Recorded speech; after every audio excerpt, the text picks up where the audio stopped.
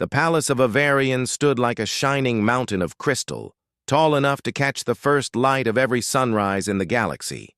But on this particular morning, the bright light did not bring joy. It only made the palace halls look emptier, the guards more silent, and the faces of the nobles more worried. Rumors moved through the corridors like cold wind. The princess was starving again. Princess Sariva, daughter of King Avalar, was known across the star systems for her intelligence and kindness. Many races came to visit just to see the golden glow that shimmered across her skin when she smiled. But for weeks now, that glow had faded, replaced by a pale shimmer that looked almost like frost. Her people understood the reason: the blight. The nutrient blight, as Avarian scientists called it, was a strange sickness that attacked Avarian food supplies. Their nutrient synthesizers, once the pride of their empire, were failing one by one. The machines no longer produced the complex compounds needed for Avarian bodies to survive. No matter how hard the engineers tried to repair them, the blight corrupted everything. A special meeting had been called, an urgent, desperate one. The council chamber was full of representatives from many species: tall insectoids with glass-like wings, heavy reptilian traders who spoke slowly and politely, thin, shadow-like mystics who communicated through soft vibrations. They all stood gathered before the throne, hoping their science or their food would help the princess. But none of them could. King Avalar sat with the heavy weight of a father and a ruler. His armor, usually bright, seemed dim today. His eyes kept shifting toward the medical chamber behind him, where Sariva rested under warm crystal lights. She had eaten nothing for 2 days. A guard stepped forward and announced the next visitor. Captain Elias Ward of Earth, human representative. The room filled with low murmurs. Some aliens had never seen a human before. Others knew the stories.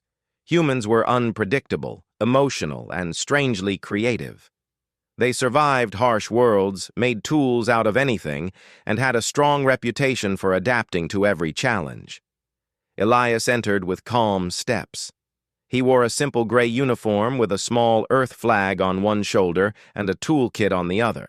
His hair was tied back, and he carried a metal case in one hand. Most aliens had brought equipment made from glowing crystals or floating holograms. Elias's case looked plain, old-fashioned even. King Avalar studied the human for a long moment. "You are a xenobiologist? A scientist?" the king asked slowly. "Part scientist," Elias replied with a small smile. "And part chef? Cooking is my hobby?" More murmurs filled the room. A chef? The princess was dying, and the humans sent a cook? One noble hissed, "This is an insult.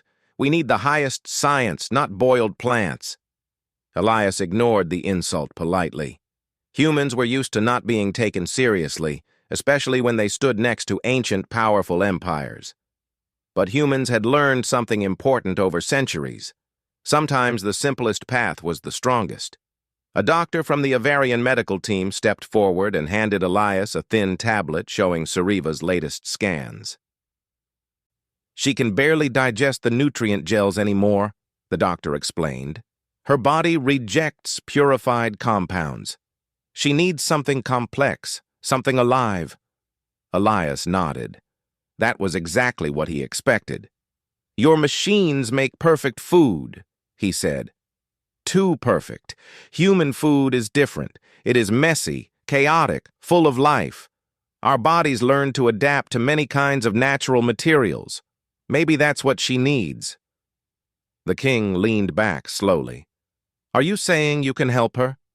Elias opened his case. Inside were small containers, ordinary by human standards, but exotic to every alien in the room. Vegetables, grains, spices, herbs. Everything was clean, safe, carefully stored, and labeled in clear handwriting. Some aliens leaned closer, confused. "Is that dirt food?" one insectoid whispered. "No," Elias said calmly. "This is Earth. This is our history in plant form. Every ingredient grew through sunlight, water, and time. Maybe Princess Sariva needs something real. The king raised a hand. You may try, but be warned. If this experiment harms my daughter— It won't, Elias answered gently. I promise. 2 guards guided him to the medical chamber. The doors opened into a quiet room bathed in soft blue light. There, on a floating bed, lay Princess Sariva. Her skin, once glowing like warm gold, was now pale and thin. Her breathing was slow but steady. When she opened her eyes and saw Elias, she tried to sit up but lacked the strength. Elias quickly moved to support her. Easy, he said softly. I'm here to help. You're the human, she whispered. Her voice was weak but curious. They say your world is strange. We humans get that a lot, Elias replied with a light smile. But I think you'll like this. I brought something from home. Sariva watched him as he opened the containers. No alien meal looked anything like this. There were no glowing cubes, no chemical mist, no nutrient crystals. Instead, she saw small green leaves, tiny grains, soft vegetables, and a warm broth he carefully mixed with portable cooking equipment. The smell spread through the room, soft, warm, comforting. Sariva's eyes widened slightly. What is that scent? She asked. It's called basil, Elias said, stirring the pot gently. And this is broth. Simple, but full of natural compounds. I studied your biology. This should be safe for you. When the broth finished warming, Elias poured a small amount into a clear cup and held it toward her. The doctors watched nervously. The guards tensed. Even the king, who had followed them into the chamber, held his breath. Sariva slowly lifted the cup to her lips. She tasted only a drop at first, then another. The heat surprised her. Avarian food was usually cold, but it felt comforting, gentle, alive. And then something happened. Her skin glowed faintly, not bright, but enough for the doctors to gasp. I feel something, Sariva whispered. Warmth, strength. I have not felt this in days. One doctor scanned her immediately. Your vitals are stabilizing, he exclaimed. Elias let out a quiet sigh of relief. Good. That means your body can use it. The king stepped closer, his voice heavy with emotion. Human, you have done what our machines could not. But Elias shook his head. This is only a start. She needs regular meals, and I must test what combinations her body can handle. But yes, I think we can help her. Sariva looked at him with new hope in her eyes. Your food, it feels like the sun tastes. Elias laughed softly. That's one way to put it. For the first time in many days, the tension in the room lifted. The king's shoulders relaxed. The doctors whispered excitedly. Even the guards looked relieved. Word had already spread outside the door. Within minutes, the council chamber filled with voices as aliens argued and whispered, "The humans saved her!" How? With primitive ingredients? No, there must be some secret technology. Maybe humans hide their true power. But Elias wasn't thinking of politics. His only focus was the princess. He took notes, adjusted ingredients, and prepared a second small serving. Sariva drank carefully, and again her glow brightened. Her pulse grew stronger. She even managed a weak smile. Thank you, Elias Ward, she whispered. You brought life with you. Elias bowed his head slightly. Humans do our best when someone needs help. And in that moment, standing in the crystal chamber of the Avarian palace, he realized something important. This was no longer just about helping a single princess. If a simple earth dish could restore what an entire empire had lost, then humanity had something powerful to offer the stars. Something no machine could make. Something alive. Something human. And far beyond the palace walls, the nutrient blight continued to spread. More Avarians would suffer soon. The Empire did not know it yet, but a human chef-scientist might be their only hope. The next morning in the Avarian Palace arrived with soft golden light flowing through crystal windows like warm water. For the first time in many days, the palace halls did not feel heavy with fear. Instead, they carried quiet whispers of hope. Princess Sariva sat upright on her floating bed, her glow still faint but steady. She looked stronger, alive. Her hands, once trembling from weakness, now held the thin blanket with calm control. She felt as if a small fire had been lit inside her body, warming her from within. Elias Ward entered the room carrying his cooking case and a datapad. His steps were quick but careful. He smiled when he saw her awake. "How do you feel today?" he asked.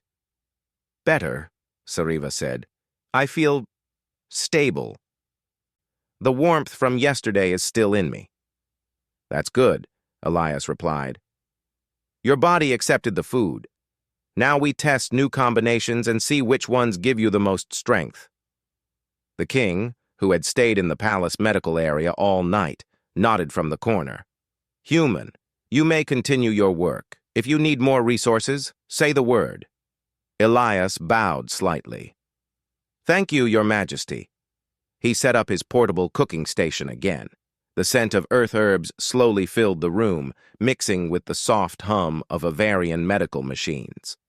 Sariva inhaled deeply, amazed at how comforting simple smells could be. "What is today's dish?" she asked, curious like a child discovering something new. "A mild vegetable porridge," Elias said. "Lots of natural fibers and a little protein. It should help your recovery." Sariva tilted her head. "Porridge?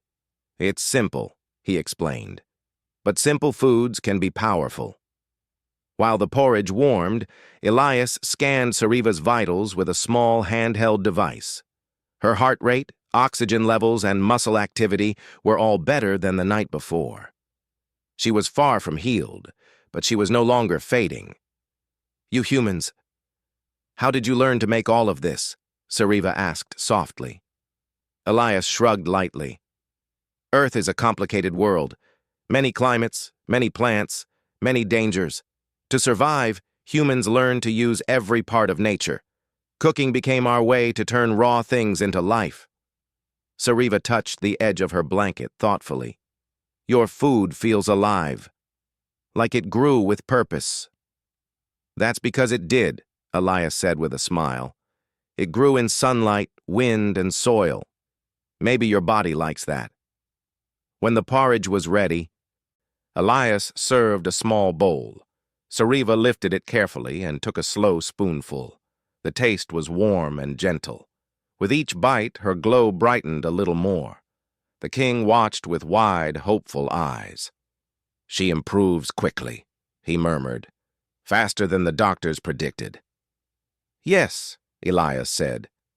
"Her body responds well, but this is just one patient. We still need to understand how to help the entire population." The king's expression darkened. He knew the truth. The blight was spreading fast. If they did not find a large-scale solution soon, millions of Avarians might suffer the same fate as Sariva. But for now, the princess finished her meal. Her energy grew. She even managed to sit on the edge of her bed and stretch her arms gently. "Look," she said softly, "I can move without pain." The king closed his eyes in gratitude. Elias felt a swell of relief. But outside the medical chamber, the palace was not peaceful. Rumors had spread faster than the news itself. The humans saved the princess. Could humans cure the blight? Is the human hiding some strange technology? Should we trust them? Not all voices were friendly. In the council hall, a group of nobles gathered in a tight circle. Their robes glowed sharply under the palace lights as they discussed the events in hurried whispers. "This human threatens our traditions," one noble hissed. "This human threatens our pride," said another. "What if the food harms her later? What if this is some trick?" But the oldest noble, Lord Vexar, shook his head. No trick. Humans are known for strange creativity, but I fear the king will give them too much influence. Then we must act, whispered a noble quietly. Before the human becomes the center of everything. Their eyes met. Silent plans formed. Meanwhile, Sariva slowly stood with Elias's help. "May I walk a little?" she asked. Elias nodded. "Only a few steps. Don't push yourself." With slow, careful movement, Sariva walked around her chamber, touching the crystal walls and feeling the warmth of the sunlight touching her skin. "I forgot what sunlight feels like," she whispered. "It is wonderful." Elias smiled. "You're doing great." When she returned to the bed, a group of palace doctors entered. They studied the scans Elias had taken and stared at the results with disbelief. "This improvement is remarkable," one doctor said. "The energy levels, the stability. I have never seen recovery this fast." Another doctor turned to Elias. "Can you teach us this method?" "Of course," Elias said, "but it's slow work. We must test which Earth ingredients are safe for Avarian bodies." The next hours passed with careful experiments. Elias prepared tiny samples of different vegetables, grains, and proteins. Each time he would give Sariva a very small amount, and the doctors would scan her body for reactions. Some ingredients worked well, some caused mild discomfort. A few were rejected completely. But with each test, Sariva's knowledge grew. "Avarian biology reacts to complex fibers," she observed. "We need balanced compounds to reduce internal stress. Try mixing the two ingredients to improve digestion." Elias was impressed. "You learn fast." Sariva smiled gently. "I must. My people need this." By afternoon, Sariva was strong enough to sit on the palace balcony. She looked out at the towering crystal city. But the beauty of the city could not hide the truth. Many towers looked dark. Factories had shut down. Synthesizers had stopped producing. Citizens struggled with failing food supplies. "This is bigger than us," Sariva said quietly. "If we do not find a cure, our empire may break." "We will," Elias said firmly. "Humans are good at big problems." Sariva turned to him. "Why? How do humans always find new ways to survive?"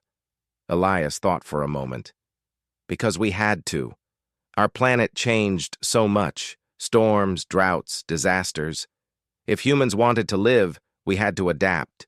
We learned to solve problems fast, sometimes crazy fast." He laughed softly.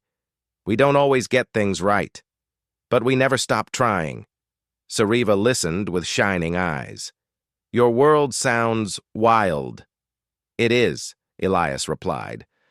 "But that wildness taught us creativity." As the sun set, King Avalar arrived on the balcony. "My daughter," he said gently. "You look stronger." "I feel stronger," Sariva replied. The king placed a hand on Elias's shoulder. "You have given us hope. What do you need next?" Elias looked at the darkening city. "We must test the cure on more patients, carefully. If it works, we need to find a way to make it in large amounts." The king nodded. "You will have everything you need." But before they could continue, one of the nobles from earlier arrived, his face tense. "Your Majesty," he said urgently, "the nutrient blight has mutated. The hospitals are filling with patients. Synthesizers are collapsing across the capital." The king's expression hardened. "This is worse than we thought." Elias straightened. "Then we need to move faster."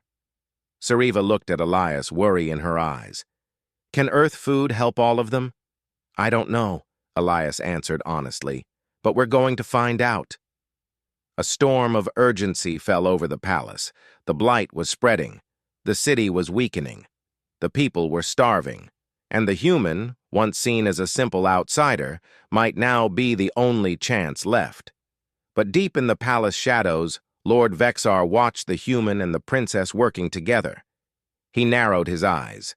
"Human influence grows too strong," he whispered to himself. This cannot continue. Behind him, two nobles stepped closer. What shall we do? Vexar gave a cold, quiet answer. Whatever is necessary. The sky above the Avarian capital glowed with cold blue clouds, swirling like a quiet storm. The sunlight no longer warmed the city the way it once did. Towers of crystal flickered weakly, and the streets below filled with worried citizens. The nutrient blight was spreading faster than anyone expected. In the palace, Elias Ward stood inside the grand laboratory, a vast hall full of floating screens, glowing devices, and long tables covered in samples. Princess Sariva sat beside him, her energy stronger now, her golden glow returning piece by piece. But even with her improvement, the atmosphere around them was heavy. "We don't have much time," Elias said, scanning rows of data. "Hospitals are filling. Synthesizers are failing everywhere." Sariva nodded, her expression firm. "If we do not create the cure soon, the outer districts may fall into panic." Doctors, engineers, and palace scientists hurried around them, preparing equipment. The king entered with heavy steps, wearing ceremonial armor that shone weakly in the dim light. "Human," King Avalar said. "The situation worsens. Many citizens cannot find food.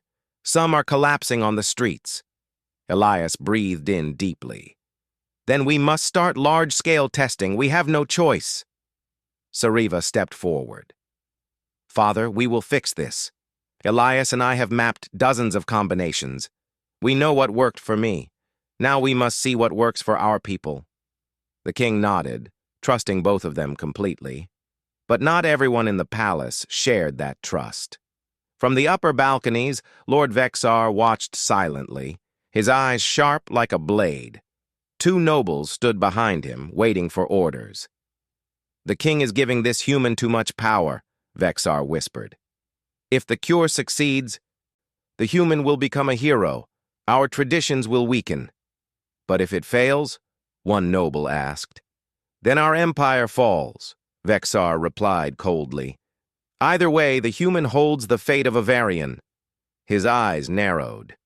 "We cannot allow one outsider to change our entire future." The nobles exchanged uneasy glances. "What do you plan to do?" Vexar's voice dropped to an icy whisper. "Remove him from the equation." The first trials. Meanwhile, Elias prepared mixtures of Earth ingredients blended with Avarian nutrient crystals. Each combination glowed differently under the scanners, some bright, some dim, some flickering. "This one is stable," Sariva said, pointing to a softly glowing sample. "It matches the energy pattern of my recovery." Elias nodded. "Good. Let's test it with the volunteer patients." A group of weak but hopeful Avarian citizens were brought into the lab. They sat on soft beds while doctors carefully administered small doses of the new hybrid mixture. The room went silent as everyone waited. One patient, a middle-aged Avarian man, sat still with his eyes closed. For long seconds, nothing happened. Then a faint glow spread across his skin. Another patient gasped softly as warmth returned to her limbs. A third patient lifted his head slowly and whispered, I feel strength." The doctors shouted with excitement. "It works! The cure works!" Elias allowed himself a small, relieved smile. Sariva's face lit up with joy. But the happiness lasted only a moment. A loud alarm echoed through the palace. An urgent red shimmer filled the hall. "What is happening?" Sariva asked sharply. A guard ran into the room, breathless. "Your Majesty, the industrial sector has collapsed. Thousands need the cure immediately." The king stepped forward. "Then we must produce it now." Elias took a deep breath. "We'll need to set up kitchens, thousands of them. And we need your energy technology to stabilize the mixture." Sariva touched a glowing panel. "I will request access to all city-level factories." It would be a race against time. Sabotage in the shadows hours passed as Elias and Sariva worked without rest. The city's food factories slowly converted into massive kitchens. Avarian engineers built large mixers while humans from Elias's ship arrived to help chop, boil, stir, and prepare. The palace was buzzing with hope. But far inside the crystal walls, Lord Vexar and his followers moved quietly toward the main energy stabilizer, the machine needed to power the cure.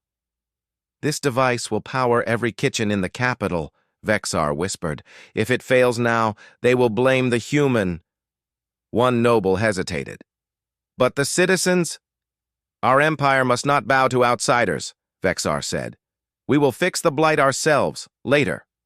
He reached for the control panel, but at that exact moment someone spoke behind him. "Put your hands away from that panel." Vexar turned sharply. Elias Ward stood in the doorway, holding a small scanner in his hand. Behind him, two palace guards stepped forward with weapons lowered but ready. "You!" Vexar hissed. "How did you know?" Elias lifted his scanner. "This device reads energy fluctuations. I saw a large spike here and guessed someone was doing something they shouldn't," Vexar sneered. "You bring strange tricks, human." "Not tricks," Elias said calmly. "Just tools." The king entered the room with Sariva at his side. His voice thundered through the chamber. "Lord Vexar, you would sabotage our cure? Sabotage your own people?" Vexar bowed stiffly. "I only sought to protect our traditions. This human, he should not decide the fate of Avarion." Sariva stepped forward, her glow bright. "Elias saved my life. He saved the volunteers. He brings hope. What have you brought, Lord Vexar? Fear?" Vexar opened his mouth, but no defense came out. The king's voice was calm but powerful. "Remove Lord Vexar from my council. He will face judgment when this crisis is over." The guards moved to escort the nobles out. Vexar glared at Elias one last time. "You think your food will save us? You are dreaming." Elias didn't reply. He simply turned back to his work, because he knew there was no time left to argue. The race to save Avarion. By nightfall, the entire capital became one giant kitchen factory. Huge containers boiled with earth vegetables, Avarion crystals, and the hybrid cure mixture. Engineers stabilized the compounds. Doctors monitored safety. Citizens lined up as floating drones delivered the cure bowls. Elias stood on a high balcony overlooking the operation, sweat on his forehead, but determination in his eyes. Sariva stood beside him, steady and bright. "Look," she whispered, "our people are eating and recovering." Below them, weak Avarians drank the mixture. One by one, their glows brightened. Parents lifted their children with new strength. Elderly citizens stood calmly as their energy returned. Relief washed across the city like a warm tide. The king placed a hand on Elias's shoulder. "Human, today you saved an empire." Elias shook his head. "Not just me. Sariva, the doctors, the engineers, everyone worked together." Sariva smiled at him. "But you gave us the spark." The moment felt peaceful. But then an unexpected noise sounded, a roar of cheering. Citizens across the city were raising glowing bowls toward the sky. "For Princess Sariva! For the human ally! For the cure!" Hope filled the air like music. A new alliance days passed, and the nutrient blight finally weakened. The cure spread through the capital, then the nearby regions, then across the whole Avarian star empire. Wherever it went, it restored strength, life, and balance. The Avarian people called the mixture the Earth Avarian Delight. A small dish of earth vegetables had grown into a symbol of unity. On the final day of recovery, a grand ceremony was held in the palace. Elias stood beside Sariva and the king as thousands gathered to watch. The king raised his staff, the crystal tip glowing brightly. "Today, the human species has shown us something powerful," he declared. "Not with weapons, not with machines, but with creativity, compassion, and courage." He turned to Elias. Captain Elias Ward. From this day forward, you are named Honorary Ambassador of Avarian." The crowd cheered loudly. Elias felt a warm pride in his chest. He never imagined cooking would save a world. Sariva stepped forward holding a small bowl, bright, warm, and glowing gently. "This is the first bowl made after the cure," she said, "a symbol of two worlds working together." Elias accepted it with a smile. "Thank you." Sariva smiled back. "Together, we changed everything." And high above the palace, the sun finally shone brighter, not because the sky changed, but because hope filled the world below. Humanity had proven once again the spirit that defined it. When the universe struggled, humans tried. And when humans tried, miracles happened.